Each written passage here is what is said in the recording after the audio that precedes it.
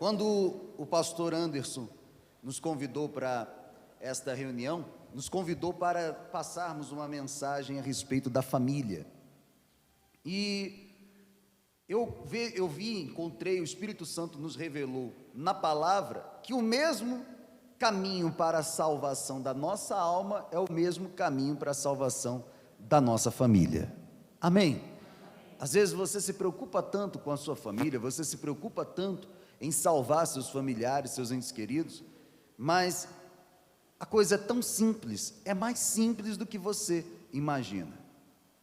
E as coisas de Deus são simples, o ser humano é que complica tudo. A religiosidade complica tudo, as pessoas complicam tudo, mas nós vamos ver na simplicidade da palavra de Deus o que fazer para salvar a sua alma e salvar a sua família também. Amém? Abra sua Bíblia no livro de Jó, no capítulo 1, por favor. Jó, capítulo 1. Encontrando, você coloca a mão na Bíblia, fecha os teus olhos.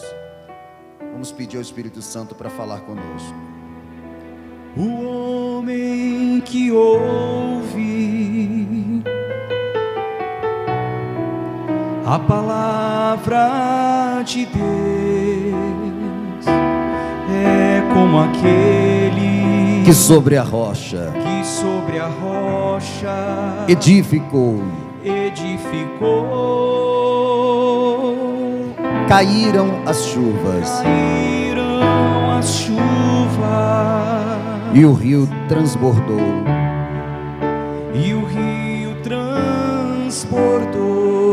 Soprou o vento e enfureceu. Mas ele firme sobre a rocha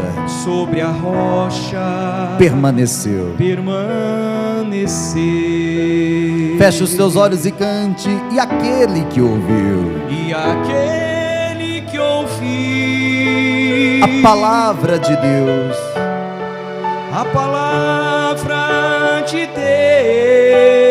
mas não viveu sobre areia construir, e sua vida destruir. E aquele que ouviu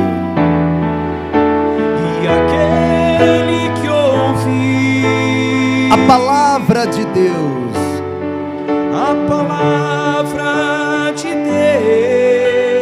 mas não viveu sobre areia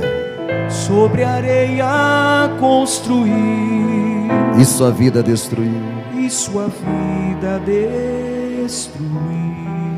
Espírito Santo, em nome de Jesus, nós te pedimos, fala conosco, revela-nos a tua vontade, revela-nos a tua palavra. Desde ontem já tenho essa mensagem preparada. Hoje pela manhã nós falamos sobre isso, mas eu não sei o que o Senhor quer falar com estas pessoas. Se o Senhor quiser mudar todo o curso desta mensagem, para alcançar esta pessoa que está aqui presente, para alcançar esse que está nos assistindo online, tenha liberdade entre nós. Nossa vida é tua, estamos com os nossos ouvidos atentos, e que os meus lábios venham pronunciar apenas aquilo que o Senhor quer que eu fale, nem mais, nem menos. Por isso, abra os olhos do nosso entendimento, abra os ouvidos do nosso coração, e que possamos entender esta mensagem conforme a tua vontade, em nome do Pai, do Filho e do Espírito Santo, e quem crê diga amém. Graças a Deus, amém?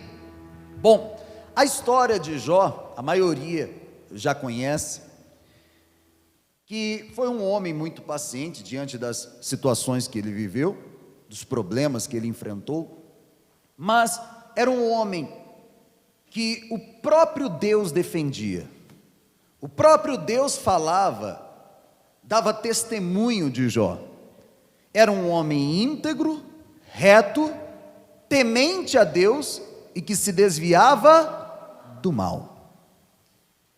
Esse homem era tão temente a Deus que ele sabia que os seus filhos se reuniam de tempos em tempos para dar festas, para os seus banquetes, e ele tinha um pensamento com ele. Nós vamos ler juntos qual era o seu pensamento e a atitude dele. Jó capítulo 1, versículo 4, diz assim: os filhos dele iam às casas uns dos outros e faziam banquetes, cada um por sua vez, e mandavam convidar as suas 3 irmãs a comerem e beberem com eles. Quando se encerrava um ciclo de banquetes, Jó chamava os seus filhos e os santificava. Levantava-se de madrugada e oferecia holocausto segundo o número de todos eles. Pois Jó pensava assim: talvez os meus filhos tenham pecado e blasfemado contra Deus em seu coração. Jó fazia isso continuamente. Preste atenção, por favor.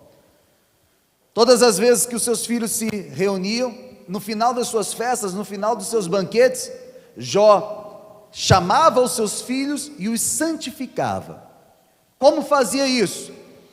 Oferecia sacrifícios, holocaustos, ofertas pelos seus filhos para apagar ou para cobrir os pecados dos seus filhos. Porque ele pensava: talvez meus filhos tenham pecado contra Deus em seu coração, tenham blasfemado contra Deus em seu coração. E ele fazia isso continuamente. Mas você sabe que logo em seguida, quando começou a calamidade na vida de Jó, um dos primeiros pontos que Satanás tocou na vida de Jó foram em seus filhos, seus gados, seus rebanhos, os seus bens e também os seus filhos. Teria então o seu sacrifício falhado? Teria então o seu esforço falhado? Teria as suas ofertas falhado? Deus não protegeu, Deus não guardou os seus filhos? Porque poderia ter guardado, poderia ter protegido os seus filhos diante da calamidade. Mas quem disse que os sacrifícios de Jó eram para a proteção dos seus filhos?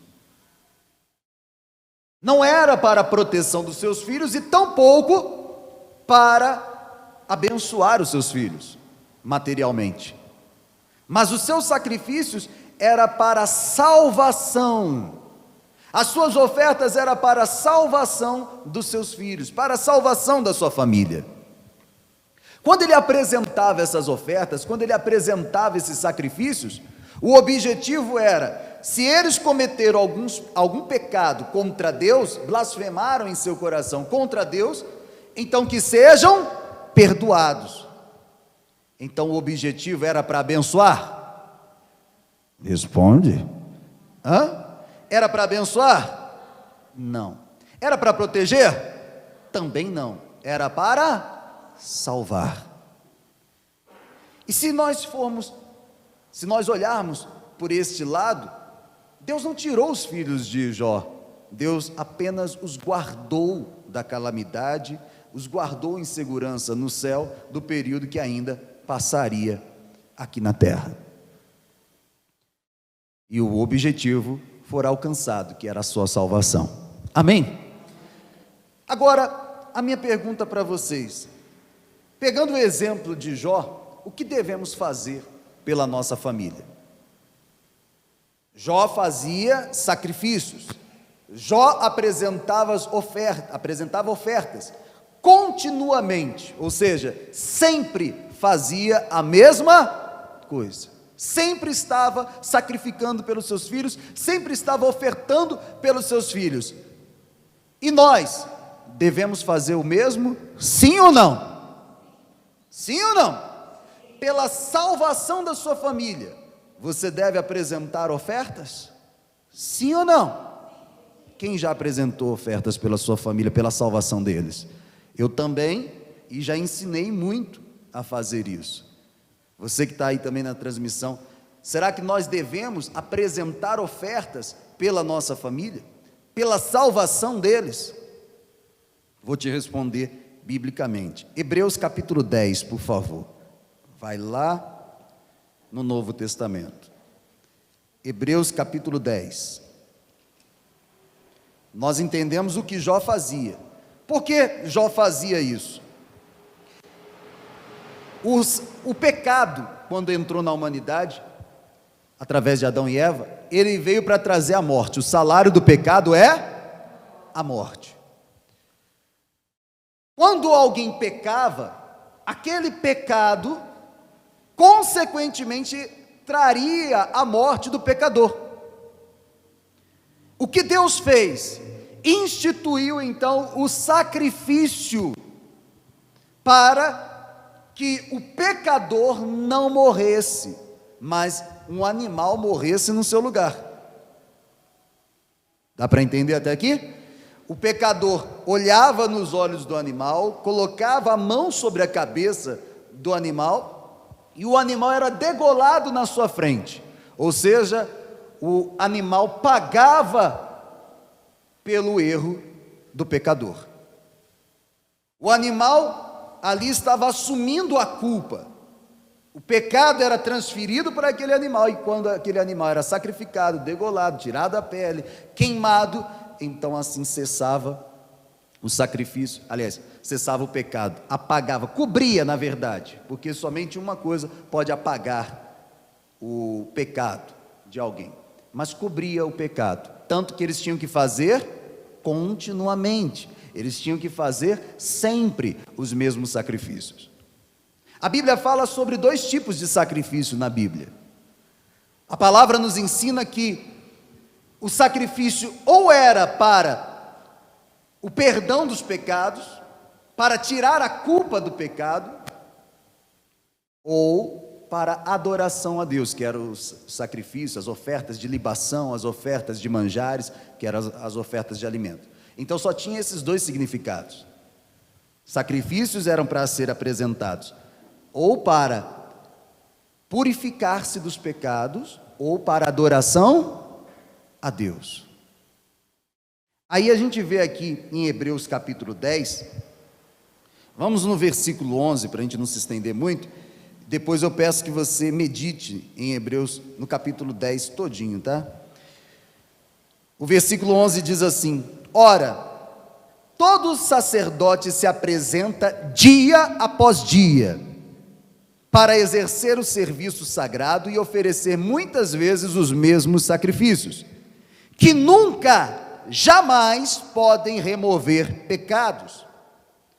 Jesus, porém, tendo oferecido para sempre um único sacrifício pelos pecados, assentou-se à direita de Deus. Olhe para cá, por favor.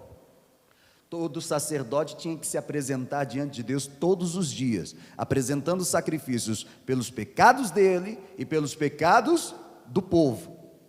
Jó era o sacerdote ali na sua família, e ele apresentava sacrifícios para purificar, para santificar os seus filhos dos pecados que havia cometido. Mas a gente vê aqui em Hebreus que o Senhor Jesus veio para oferecer um único sacrifício, oferecer um único sacrifício pelos pecados. Não existe mais nada que você possa fazer, não existe sacrifício que você possa fazer, não existe obra nenhuma que você possa fazer para receber a salvação, porque quem foi o sacrifício, ou quem fez o maior sacrifício que o céu já recebeu, para que então nós pudéssemos ter salvação? Quem fez? O Senhor Jesus. O Senhor Jesus fez o maior sacrifício, para que nós não precisássemos morrer por conta dos pecados, e também não precisássemos mais sacrificar animais para isso.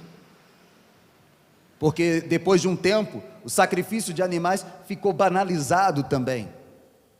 As pessoas cometiam pecados, depois sabia que um animal ia morrer por ela e estava tudo certo, e ela cometia pecados conscientemente, cada vez piores. Então, o único jeito foi enviar o Senhor Jesus para fazer um único sacrifício, o sacrifício perfeito. Que aí você vê no versículo 18: ora, onde há remissão de pecados, não existe mais necessidade de sacrifício pelo pecado. Ou seja, quando você recebe o Senhor Jesus como Senhor e Salvador da sua vida, você entende que o sacrifício dele foi o suficiente para te salvar, o sacrifício dele é o suficiente para te perdoar dos pecados. Você entende que não é a sua oferta que vai salvar a sua vida, e tampouco a salvar a sua família, salvar a sua casa. Você entende que não é a muita oração, que não são os muitos jejuns, que não é você estar todos os dias dentro da igreja que você vai se salvar, porque o sacrifício já foi feito, e hoje eu não tenho mais que sacrificar. Se você quer sacrificar, sacrifique sim, sacrifique suas vontades, perdoe as ofensas, sacrifique renunciando os pecados, mas não para alcançar salvação. A salvação você alcança quando recebe o sacrifício do Senhor Jesus como suficiente para te salvar. Amém? Agora, eu volto à pergunta que eu fiz, antes de nós virmos para Hebreus. Você deve fazer sacrifícios e ofertas pela salvação da sua família? Sim ou não? Ué, sim ou não? Não ouvi. Os sim sumiram, o não está aumentando, alguns não falam nada. Sim ou não? O que nós lemos aqui é que Jesus é o único sacrifício. Ele fez o único sacrifício para a remissão de pecados. Então, para salvar sua família, você precisa apresentar ofertas para isso? Sim ou não? Não. O que eu preciso fazer? Apenas crer. Crer que o Senhor Jesus vai salvar você e sua família. Amém? Onde está isso na Bíblia? Atos. Está disposto a ler a Bíblia hoje? Então volta lá um pouquinho. Atos, no capítulo 16. Confundi a cabeça de vocês? Você já fez ofertas pela sua família, eu já fiz ofertas pela minha família. Eu posso continuar fazendo uma oferta pela minha família? Pode, mas no sentido de dizer assim: meu Deus, eu já agradeço porque eu sei que o Senhor me respondeu. As suas ofertas, nem pela família, nem pela vida financeira, nem pela saúde, por nada você deve fazer ofertas interessado em comprar a bênção de Deus, nem pela salvação da tua família, nem para resolver problemas seus. As suas ofertas, elas devem ser apresentadas por gratidão a Deus, por reconhecimento. Dízimos e ofertas são reconhecimento de que Deus está acima de tudo e que tudo vem das mãos dele, e por isso você oferta por gratidão.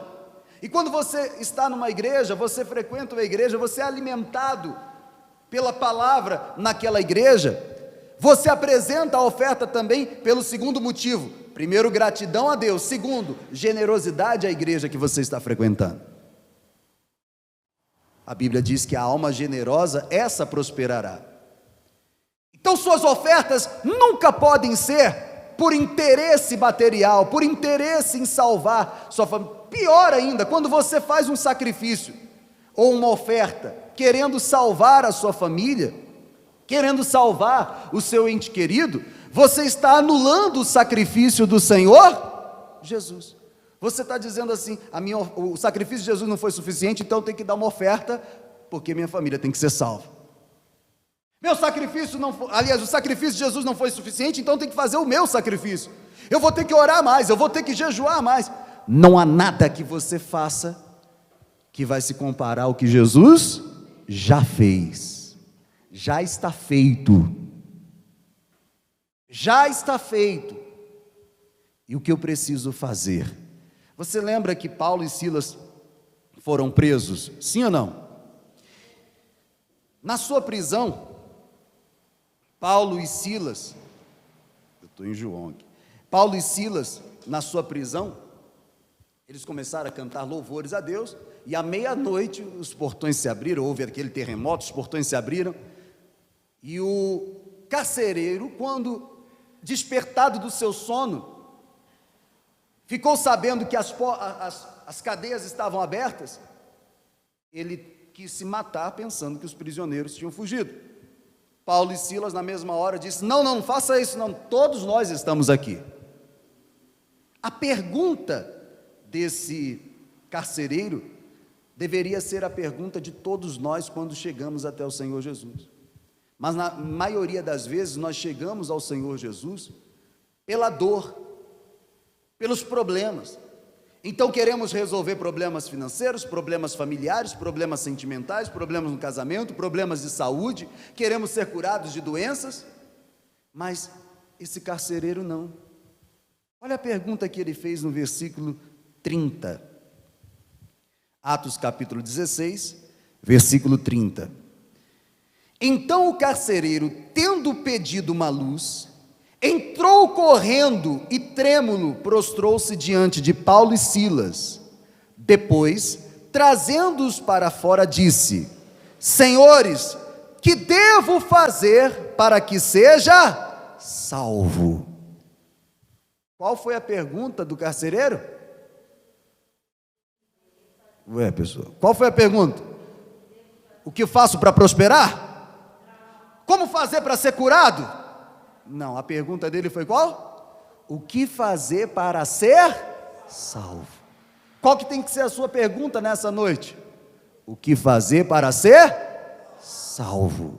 A resposta foi direta, assim como a pergunta também foi direta. Eles responderam, leia comigo: creia no Senhor Jesus, leia em voz alta, e serão salvos, tu e a tua casa, ou você e os de sua casa. Creia no Senhor Jesus e será salvo tu e tua casa. Muitas vezes você já ouviu essa palavra, mas não entendia o significado. Hoje nós entendemos: creia que o Senhor Jesus e o seu sacrifício são suficientes para salvar você e sua família. Amém? Você quer a sua salvação? Sim ou não? Creia no Senhor Jesus. Tem algo que você possa fazer que pague o favor que Jesus fez por você? Tem, gente. Tem algo que você possa dar? Tem casa, carro, dinheiro que você possa dar que pague a tua salvação? E a de seus familiares? Também não. Então o que nós precisamos fazer? Crer no Senhor Jesus. E quem será salvo? Você e sua casa, nós e nossa família. Aí ele continua dizendo no versículo 32: e pregaram a palavra de Deus ao carcereiro e a todos os que faziam parte da casa dele. Naquela mesma hora da noite, cuidando deles, lavou-lhes as feridas dos açoites. Logo a seguir, ele e todos os membros da casa dele foram batizados. Então, levando-os para a sua própria casa, deu-lhes de comer, e com todos os seus manifestava grande alegria, por ter crido em Deus. Quanto ele pagou para a salvação da sua família? Qual foi a oferta que ele deu? Qual foi? O que Deus quer é que você creia que o Senhor Jesus é o suficiente. Amém? Então não preciso mais andar corretamente, eu posso viver à vontade, viver de qualquer maneira, que Jesus já fez tudo o que tinha que fazer por mim? Não, hoje o seu sacrifício não é mais para ser salvo, porque Jesus já fez isso por você. Seu sacrifício também não é para se manter salvo. O seu sacrifício, você deixar suas vontades, deixar os seus desejos, a sua carnalidade, é porque você já está salvo, porque você creu no sacrifício que veio para a tua salvação e salvação da tua família. Amém? Quem quer ser salvo? Qual é o segredo? Não é mais segredo, está revelado. Creia no Senhor Jesus e será salvo. Amém? Quem quer a salvação da sua família? Qual o segredo? Creia no Senhor Jesus. Quanto que você vai ter que dar aqui no altar? Fala, gente. Nada. O que você já deu? Amém. Mas você precisava? Hoje nós entendemos que não. Mas o que Jó fazia? Jó fez o que era necessário em sua época. Porque o que era necessário na sua época? Que animais morressem no nosso lugar. Hoje precisa disso? Hein, gente? Mas precisa de dinheiro no altar. Precisa? Então não preciso mais dar oferta? Sim, por gratidão e por generosidade. Gratidão a Deus e generosidade à igreja onde você frequenta. Amém? Aí você faz, e faz com alegria, porque Deus ama quem dá com alegria. Mas não para comprar a bênção e tampouco a tua salvação. Não são as suas obras que vão te salvar, não são as suas obras que vão salvar seus familiares, mas é a sua fé no único sacrifício que o Senhor Jesus fez uma vez por todas. Não precisa mais ser feito sacrifícios continuamente, todos os dias, ou todos os anos, ou de 6 em 6 meses. O sacrifício já foi feito. Amém? Pastor, e para as outras coisas, por exemplo, para eu conquistar na minha vida financeira, faça sacrifício lá fora, vai lutar, vai à luta, arregaça as mangas, vai trabalhar, faça o que tem que ser feito. Mas quer ser salvo? Quer salvar você e sua família? Creia no sacrifício do Senhor Jesus. Amém? Fique em pé, por favor. Você que está em casa também, fique à vontade. Para eu não me estender e para você não ficar com muita coisa na cabeça, depois você medita em cada palavra, porque nós estamos te mostrando a palavra de quem? De Deus. Não é uma invenção humana, não é uma invenção da minha cabeça, é a palavra. Jó fez o que era necessário fazer naquela época. O carcereiro fez o que era necessário fazer em sua época. Hoje você faz o que é necessário. O que é necessário, faça o que o carcereiro fez. Porque quando você quer ainda fazer o que Jó fazia pela sua família, você está anulando o sacrifício de Cristo. Por isso que eu falei no início, as coisas de Deus são tão simples. Deus é tão simples, nós é que acabamos complicando tudo. Romanos capítulo 10, versículo 9, depois você vê em casa. Se com a boca confessar Jesus como Senhor, e em seu coração crer que Deus o ressuscitou dentre os mortos, você será salvo. Quem já confessou Jesus como Senhor da sua vida, faz assim. Se não fez isso, você tem a oportunidade de fazer isso agora. Amém? Quem crê em seu coração que Deus o ressuscitou dentre os mortos, você crê que Jesus ressuscitou dentre os mortos? Pronto, você está salvo. Posso pecar agora? Deliberadamente? Não. Agora eu tenho que viver assim por gratidão. Quando você conhece a verdadeira graça, quando você conhece a verdadeira salvação através da graça, através do nosso Senhor Jesus Cristo, você não tem coragem mais de viver a vida passada e continuar vivendo no pecado. Claro, nós vamos pecar ainda, enquanto vivermos neste mundo, mas não temos coragem de continuar no pecado sabendo do que o Senhor Jesus fez por nós. Porque você merecia o que Ele fez por você? Nenhum de nós. E Ele fez isso muito antes de você nascer, muito antes de nós nascermos, mesmo sabendo que a gente ia errar, mesmo sabendo que você iria pecar. Então entenda, nós somos responsáveis pelo sacrifício do Senhor Jesus, nós somos responsáveis, vamos dizer assim, culpados, nós somos culpados, mas Ele assumiu a culpa por nós.